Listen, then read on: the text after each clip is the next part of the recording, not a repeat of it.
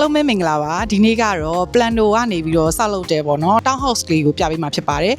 နောက်ပြီးတော့ထုံးစံတိုင်း Snow White Center ကနေပြီးတော့ရောင်းချပေးတဲ့အရေးကြအခန်းတွေလည်းဖြစ်ပါတယ်ပေါ့နော်အဲ့ဒါကို Snow White Center ကလုပ်ပေးတဲ့3နှစ်အရေးကြရမယ်အိမ်တန်မိုးက3သန်းကျော်နဲ့ရရှိမှာဖြစ်ပါတယ်နောက်စဉ်အရေးကြကလည်း1000ကျော်လောက်ကနေစပြီးသွင်းရမှာဆိုတော့အရန်ကိုတန်နေပြီနော် Plano ဆိုတာနဲ့diploma ထဲမှာဟိုပါပေါ့နော် top 10နဲ့ဆင်းဝင်တဲ့ Plano ကွန်ဒိုလည်းဖြစ်ပါတယ်ပေါ့နော်တစ်ခုကအိတ်ခမ်းက2ခန်းပါတယ်နောက်ရေချိုးခန်းအိမ်သာအပေါ်တက်ကောအောက်ထက်ကောပါတဲ့အတွက်ကြောင့်နည်းနည်းလူဖို့နေဖို့အတွက်မိသားစုငယ်နေဖို့အတွက်အရန်ကိုတင့်တော်တဲ့နေရာလည်းဖြစ်ပါတယ်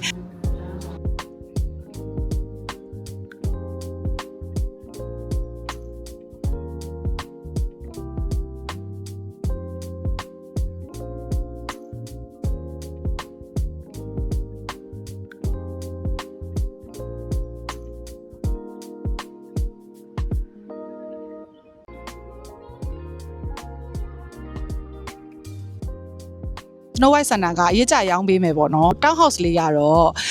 Plano Boyoti Clone 2က house လေးပဲဖြစ်ပါတယ်ဘတ်3သန်းကျော်လောက်နဲ့3နှစ်ရေးကြရရှိမှာဖြစ်ပြီးတော့လစဉ်ဒေါင်းပေးမဲ့ပေးသွင်းပြီးတော့လစဉ်ဘတ်1000ကျော်နဲ့လစဉ်ပေးသွင်းပြီးတော့3နှစ်ရေးကြမှာဖြစ်ရမှာဖြစ်ပါတယ်အခုမြင်တွေ့နေရတဲ့အတိုင်းပဲကစားကွင်းတွေပေါ့နော် Plano လို့ပြောလိုက်တာနဲ့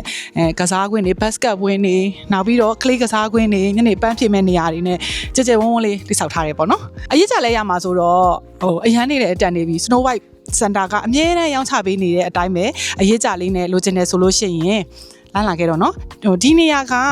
International School ပေါ့เนาะ CN International School နဲ့လည်းနှီးပါတယ်နောက်ပြီးတော့ Future Bed ဒေါ်မောင်းလေစိတ်အကုန်လုံးနဲ့လည်းနှီးပါတယ်ရှင်ဒေါ်မောင်းလေစိတ်နဲ့ဆိုလို့ရှိရင်7မိနစ်လောက်ပဲသွားရမယ်ရှင် Future Bed နဲ့ဆိုလို့ရှိရင်လည်း7မိနစ်ပဲနောက်ပြီးတော့CN International ဆိုလို့ရှိရင် International School ပေါ့เนาะအဲ့ဒါဆိုလို့ရှိရင်လည်း9မိနစ်ကျော်လောက်နဲ့တင်ရောက်ပါတယ်ရှင်နောက်တစ်ခု Ramsey University Bangkok University နဲ့ဆိုလို့ရှိရင်လည်း13မိနစ်14မိနစ်လောက်နဲ့ဆိုတော့ရောက်ရှိပါတယ်ဒါကတော့ Plano ရဲ့ရေကူးကန်ပဲဖြစ်ပါတယ်အပေါ်မှာဂျင်ရှိတယ်လိုက်ကြည့်မယ်နော်အဲ့တော့ Fitness Center ကို24 hour လို့တော့ရေးထားတယ် Okay တယ်နော်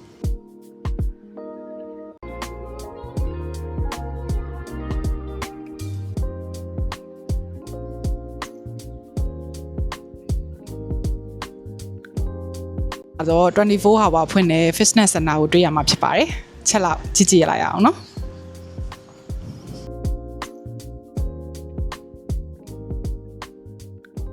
အရေးကြလဲရမှာဆိုတော့အရန်နေတဲ့အတန်နေပြီး Snow White Center ကအမြဲတမ်းရောင်းချပေးနေတဲ့အတိုင်းပဲအရေးကြလေးနဲ့လိုချင်တယ်ဆိုလို့ရှိရင်လမ်းလာခဲ့တော့နော်